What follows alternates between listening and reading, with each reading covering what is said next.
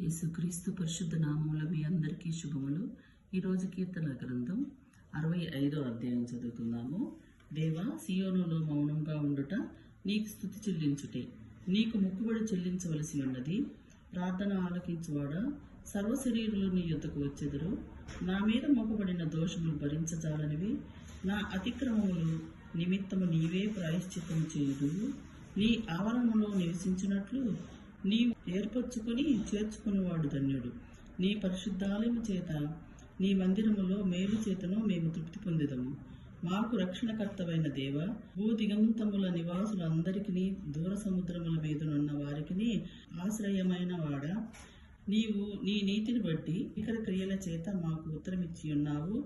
బలమునే నడికట్టుగా కట్టుకుని వాడై తన శక్తి చేత పర్వతములను స్థిరపరచువాడు ఆయనే సముద్రముల ఘోషను, వాటి తరంగములను ఘోషను అణచువాడు.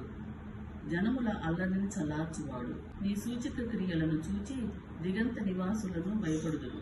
ఉదయ సాయంత్రముల ఉత్పత్తులను నీవు సంతోషభరితముగా చేయుచున్నావు. నీవు భూమిని దర్శించి దానిని తడుపుచున్నావు. దానికి మహదైశ్వర్యమును కలుగజేయుచున్నావు. దేవుని నది నీళ్లతో నిండి ఉన్నది. నీవు భూమిని అట్ల స్థిరపరిచిన తరువాత వారికి ధాన్యము దయచేయుచున్నావు.